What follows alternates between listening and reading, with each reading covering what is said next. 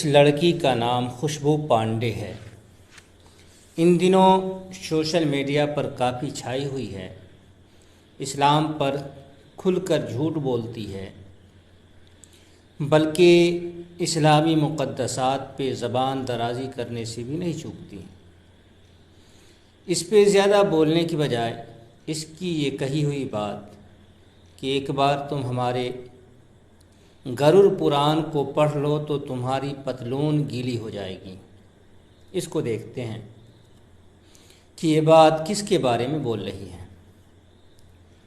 तो दरअसल ये बात ये शूद्रों के बारे में कह रही है। शूद्र हिंदुओं का 85% है। शूद्र का मतलब होता है सेवक, गुलाम, निचली जाति के अफराद। जो वर्ण व्यवस्था में 4 जातें हैं, उन 4 जातों में से सबसे निचली जाति को शूद्र कहा जाता है। तो हम आज आपको खुशबू पांडे की कही हुई बात इसी गरुड़ पुराण से दिखाएंगे कि गरुड़ पुराण में शूद्रों के लिए क्या कुछ कहा गया है। तो आप देखिए, ये गरुड़ पुराण है, आचार कांड है, अध्याय 49 है। देखें इसमें शूद्रों के बारे में क्या लिखा हुआ है। यहाँ लिखा है कि ब्राह्मण, क्षत्रिय और वैश्य इन तीनों दिव्य जातियों की, ऊंची जातियों की सेवा करना शूद्रों का धर्म है। शूद्रों का धर्म सेवा का है, गुलामी का है। शिल्पकारी उनकी आजीविका है, ज़िंदगी गुजारने का ज़रिया है। शिल्पकारी कहते हैं कारीगरी को, हाथ से काम करने को। तो इस जगह जो देखने वाली बात है वो ये है कि शूद्र का धर्म, जैसे बोलते हैं हिंदू धर्म, तो यहाँ शूद्र का धर्म अलग कर दिया गया है कि शूद्र का धर्म वो ऊपर की तीनों जातियों की सेवा करना, यही शूद्र का धर्म है। और आगे देखते हैं, ये अध्याय 108 है। इसमें देखते हैं, यहाँ देखें क्या लिखा हुआ है। यहाँ लिखा है कि क्षुद्र के साथ वार्तालाप और दुष्ट व्यक्ति का दर्शन नहीं करना चाहिए। क्षुद्र के अंदर सारी निचली जातियाँ आ जाती हैं, तो यहाँ निचली जातियों से बात करने को और देखने को भी मना किया गया है। आगे और देखते हैं, यहाँ देखिए कितनी बड़ी बात लिखी गई है। यहाँ लिखा है कि अक्षर संयुक्त शूद्र का परित्याग तो दूर ही से कर देना चाहिए। जो शूद्र कुछ पढ़ा लिखा हो, हर्फ पहचानता हो, तो ऐसे शूद्रों को तो दूर से ही भगा देना चाहिए। इतनी बड़ी बात इसके अंदर लिखी हुई है। तभी तो वो कह रही थी कि पतलून गीली हो जाएगी। और देखते हैं इसके अंदर और भी बातें होंगी मेरे ख्याल से।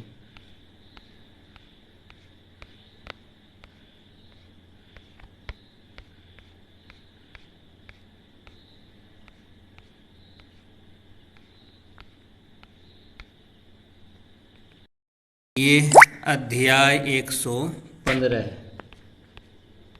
यहाँ देखिए क्या लिखा है। और शूद्रांश से, शूद्र के अन्न से, भोजन से, शूद्र के पकवान से श्रेष्ठ ब्राह्मण नष्ट हो जाता है। यानी शूद्र के घर का पका हुआ खाना अगर बड़ा से बड़ा ब्राह्मण जो भगवान के दर्जे तक पहुँचा हुआ हो, वो ब्राह्मण भी खा ले तो वो भी नष्ट हो जाएगा। तो आप ज़रा सोचिए कि शूद्र जो हमेशा हमेशा अपने घर का पका हुआ खाना खाता है, वो कैसे कामयाब हो सकता है, और उसकी क्या कहते हैं कि कामयाबी जो स्वर्ग तक जाने वाली होगी वो कैसे हो सकती है। तो ये चीज़ है। और आगे देखते हैं इसी के अंदर, इसी अध्याय में ये बात भी आई है। लिखा है कि आयु, कर्म, धन, विद्या और मृत्यु, ये क्या कहते हैं, 5 चीज़ें जन्म से ही सुनिश्चित रहते हैं। यानी एक इंसान का कर्म वो जन्म ही से मिला हुआ है। तो इससे पता चला कि जाति भी जन्म ही से होती है, क्योंकि जाति, कर्म जो है जाति की बुनियाद पर है, और कर्म जन्म से है तो जाति भी जन्म से मानी जाएगी। ये अध्याय 213 है। इसमें लिखा है कि शूद्र का विशेष धन एक ही प्रकार का है, जो उपयुक्त वर्णों की कृपा से उसको प्राप्त होता है। उपर्युक्त। तो यहाँ ये बात आ रही है कि शूद्र के पास जो दौलत हासिल करने का, या उसके पास जो भी माल हो, दौलत हो, जो कुछ भी हो, वो जब तक ऊंची जाति जो ऊंची जाति दे दे वही उसकी दौलत है। इसीलिए मनु ने भी कहा है, और भी कई पुस्तकों के अंदर है, कि शूद्र धन को धन रखने का अधिकार नहीं है। अगर उसके पास धन है, दौलत है, तो ब्राह्मण को इख्तियार है कि वो उससे ज़बरदस्ती छीन ले। तो ये बात है, तो वही बात करीब करीब यहाँ भी है। ये अध्याय 222 है। इसमें आप देखें क्या क्या लिखा हुआ है।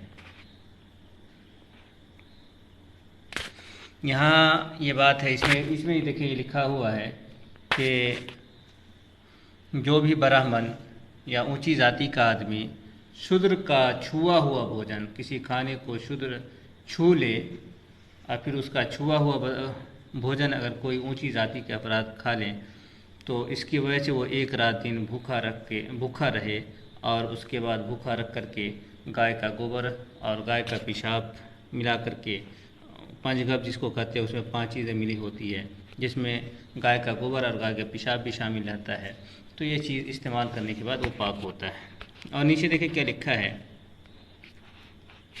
यहाँ लिखा है कि अगर किसी ऊंची जाति के घर के अंदर यूं ही बेख्याली में भी अगर कोई निचली जाति का आदमी चला जाए तो क्या होगा, तो उसके बारे में है कि ऊंची जाति को व्रत रखना है। इसी तरह से देखें शूद्र के बारे में भी है कि शूद्र भी अगर ब्राह्मण के घर में चला जाए और कभी भी मालूम हो 5 साल 10 साल 15 साल बाद, जब भी पूरी ज़िंदगी में बुढ़ापे में भी मालूम हो, तो उसको क्या करना चाहिए। तो इसके लिए ये लिखा है, दिया हुआ है कि उसको फिर मालूम हो जाए कि कभी शूद्र आया था, तो वो प्रजापत्य व्रत करके प्रायश्चित करे। ये बात देखिए इसमें लिखा हुआ है।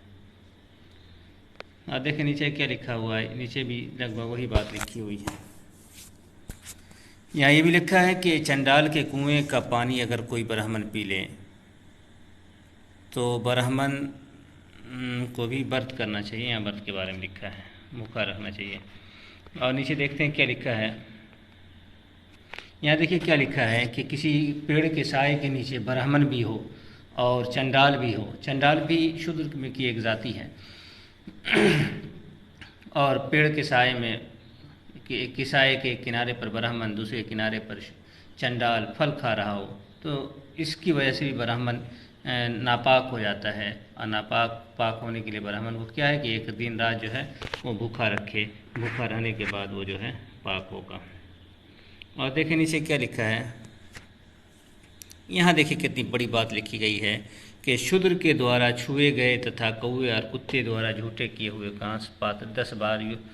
तो यहाँ क्या बताया गया है कि अगर किसी बर्तन को शूद्र छू ले और कुत्ता झूठा कर दे, यानी कुत्ता का झूठा कर देना और शूद्र का छू लेना एक जैसी बात है। और आगे देखें क्या है। यहाँ लिखा है कि जो ब्राह्मण शूद्र के पात्र में बर्तन में भोजन कर ले, शूद्र का बर्तन हो लेकिन भोजन अपना हो, ब्राह्मण का हो, सिर्फ बर्तन शूद्र का हो, शूद्र के घर का हो, अगर उसमें कोई कर ले तो उसकी क्या सज़ा है कि 3 दिन तक, देखें यहाँ पे 3 दिन तक उपवास रखकर पंचगव्य, वही पंचगव्य गाय का गोबर, गाय का पेशाब मिला करके, दही घी और दूध मिला करके ये पंचगव्य बन तैयार होता है। तो इसको पिए तो फिर जो है खाए तो फिर पाक होगा। यहाँ देखिए उससे भी नीचे क्या लिखा है, ये नीचे वाली लाइन में देखें आप, इसमें लिखा है अथवा कुत्ते या शूद्र का स्पर्श करने से अपवित्र हो गया। जो ब्राह्मण किसी ब्राह्मण को कुत्ता या शूद्र छू ले, यानी ब्राह्मण कुत्ता और शूद्र 85% हिंदू को देखें, इसमें कई जगहों पर कुत्ते के दर्जे में रखा गया शूद्र को, कि कुत्ता या शूद्र किसी ब्राह्मण को छू दे और इसकी वजह से ब्राह्मण अपवित्र हो जाए। कुत्ता भी छू ले तो ब्राह्मण नापाक हो जाएगा, और शूद्र भी छू ले, 85% हिंदू भी छू ले, ब्राह्मण नापाक हो जाएगा। देखिए कितनी बड़ी बात है। इसके बावजूद भी अगर 85% हिंदू जो शूद्र हैं वो खुद को हिंदू कहे तो फिर क्या कहा जा सकता है।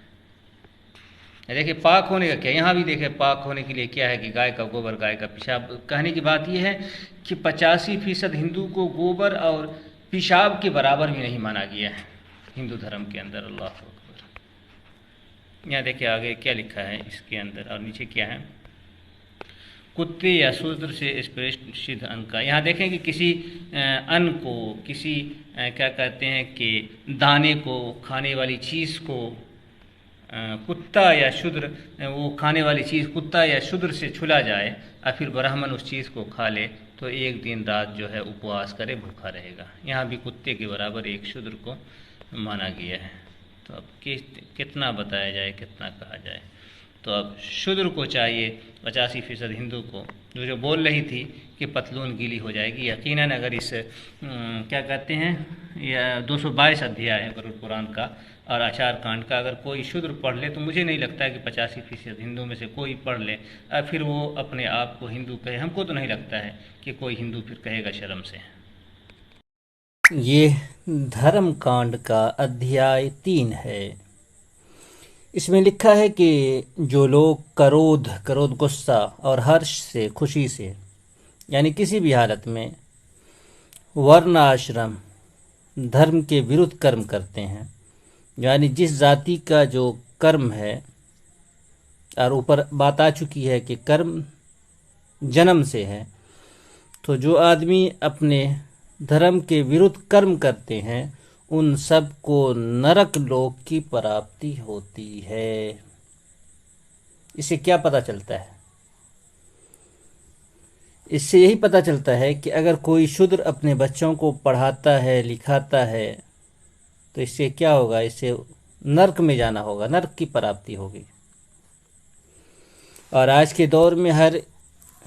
दौर में एक भी शूद्र किसी ब्राह्मण वगैरह की सेवा नहीं कर रहा है। हर एक शूद्र आज़ाद है।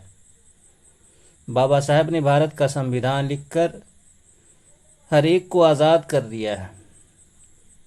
अब इसकी वजह से, संविधान की वजह से करोड़ों हिंदुओं को नरक में जाना पड़ेगा। इस संविधान ने इस गरुड़ पुराण के इस धर्म कांड के अध्याय 3 के मुताबिक करोड़ों हिंदुओं को नरक में जाना पड़ेगा। इस मुख्तसर सी बात से आप ये नतीजा निकाल सकते हैं कि 85% हिंदू समाज को हम हिंदू कह सकते हैं या नहीं, या क्या ये लोग खुद को हिंदू कह सकते हैं, या क्या हिंदू धर्म के मुताबिक ये लोग हिंदू हैं। अगर आप देख चुके हैं सबूत को जो इस किताब के अंदर है, और जो खुशबू पांडे कह रही थी कि पतलून गीली हो जाएगी अगर पढ़ लोगे, तो हमने पढ़ कर के शूद्रों के सामने इस किताब को रख दिया है और भी लोगों के सामने रख दिया है कि देखें किसकी पतलून गीली हो रही है। तो यकीनन शूद्रों की पतलून बहुत ज़्यादा गीली हो जाएगी अगर शूद्र पढ़ ले तो।